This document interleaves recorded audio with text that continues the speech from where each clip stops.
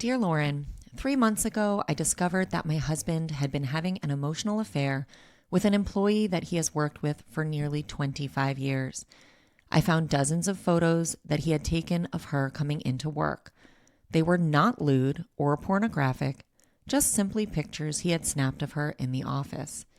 They were clearly pictures that someone would take of another person they were very attracted to and had a crush on. Another employee at the office had confirmed that she was uncomfortable with the amount of time that they spent together. My husband admitted that he had feelings for her and had fantasized about her, but he swears the interaction had never been physical. This woman is an hourly employee with a high school diploma, but he says it is very difficult to find someone to replace her. I feel very betrayed by both of them, and I cannot let go of my anger since he still has contact with her and does not seem to be empathetic to my distress. I love my husband, and I want my marriage to work, but the span of time that this has been going on feels overwhelming and is compounded by his procrastination and avoiding letting her go. I'm feeling stuck in a place of anger and resentment. Sincerely, Crushed. Okay, Crushed. First of all, I'm really sorry because what I'm picking up is really the issue of your husband's empathy for how his relationship with his employee impacts you. And I think perhaps one of the most distressing things in an affair is when the person who feels like they're in control because they're the ones who would need to change the choices they're making and the behavior they're engaging in, when they don't understand or they don't even want to understand the impact that it's having on the person they're married to. It's so distressing to feel like you don't have the power, that there's nothing you can do short of leaving your marriage in order to draw a boundary because your husband is not drawing the boundaries. So let's just sort of unpack what this letter is showing us, because I can't tell you what you should do, which is, always the case. I can never tell someone what they should do. But I can acknowledge the issues here that are putting you in a bind.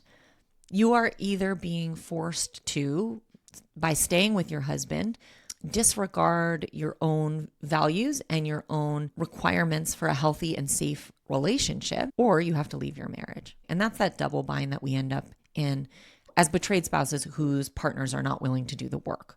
So now I need to either live with this in a way where I'm responsible for tucking it in and burying it and living with it without it being healed, or we're done. So that being said, that sort of is where you are. And so we're going to explore what's underneath this to help you figure out really how to address this for yourself and move forward.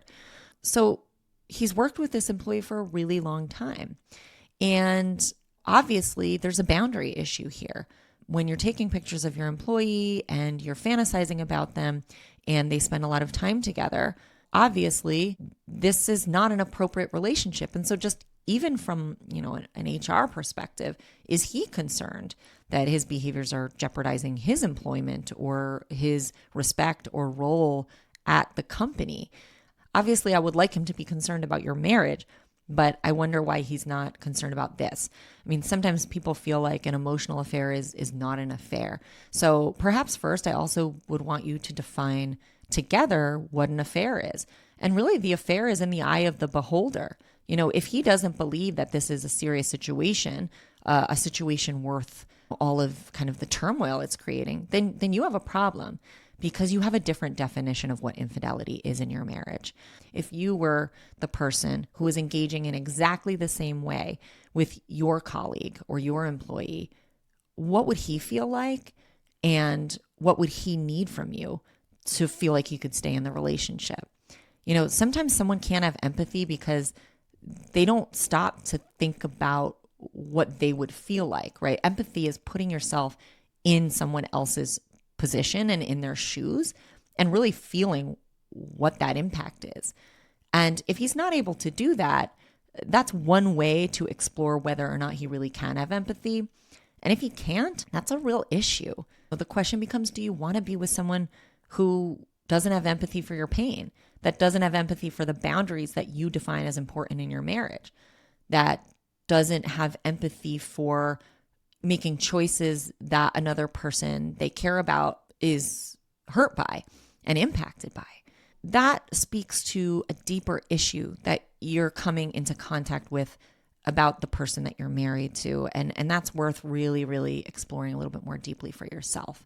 We want to be with a partner who, even if they don't agree with our position, or they don't agree with how we're viewing a situation, they have empathy for, and they understand why we would view it the way we are. And so they don't have to agree to have empathy. But it is so essential to be able to cross that chasm and say, listen, I don't see it that way, but I am understanding why you are. And even though I don't agree with it, because of that, I'm going to do X, Y, and Z. And your husband's not. So in terms of replacing her, he doesn't want to. He doesn't want to. So I'm just going to be blunt. If he wanted to, he would be trying to. He is saying it is very difficult to find someone to replace her. Has he started the process? Has he tried? I feel that this is someone your husband is attached to. He doesn't want her to be out of the workplace. She adds something to his life, to his day, and clearly if they have this fondness between them, this is adding something to the pleasure and joy in his everyday life. He's making excuses for not letting her go. And granted, someone's employment is an important thing, right? So she would need to have time to take every measure to maybe get a new job. I don't know what the financial situation is. Like, empathy sometimes is required on all sides to give people time to, make ends meet. That being said, you're absolutely right. This is part of the empathy problem, where because their relationship is doing something for him, he's not motivated to change anything, to end anything. We only make changes in our life when we are either in enough pain to have to make them, or we're intrinsically motivated because we want something for ourselves. In this case, neither seem to be happening. And so unfortunately, you are being put in the unfair position of trying to be the motivator here, because the motivator is not coming from your husband. He's not distressed. He's not concerned. He's not trying to change the situation. And frankly, I wonder if anything has changed for him. And this is something that goes on where an affair is discovered and there aren't any changes made because that spouse who's having it, frankly, doesn't want to give up that person and that relationship. And so, you're sort of tasked now with figuring out, is that the case? And if so, you might have a hard decision to make. But I will say this, when someone we love, when someone we are committed to doesn't choose us, they continue to choose themselves, that says a lot. It tells us a lot that we need to know. It might not be the decision we want to have happen. It may not be the desired outcome because it's very inconvenient for you. It means that you will have to deconstruct your life and possibly get a divorce and all of those other horrible things that none of us want to go through. I mean, I went through my divorce kicking and screaming. I did everything I could to try to prevent that affair from taking down my marriage, but it did. You can't convince somebody to love you. You cannot convince someone to have empathy for your pain. You can't convince someone to want to choose to do the work in order to repair the marriage. And you can't make someone stop their affair if they don't want to. If they don't want to, they're going to keep doing it. They're just going to find ways to hide it better. And that is a really tragic position to be in, and I have been there. But here's the hope for you. Once we learn that we actually want a partner who has the qualities where they can take personal responsibility for themselves, where they want introspection, where they want a life where they are not hurting the person that they love, care about, and made promises to, where they want to protect the marriage, even if that comes at a cost for them. We need to be with someone who wants to be in the relationship and be with us above serving their own wants and needs to the detriment of the relationship. And I will tell you this, if and when you are no longer in a relationship with that kind of person, you will be healthier and you will be clearer and you will have wings to fly. And it won't happen right away.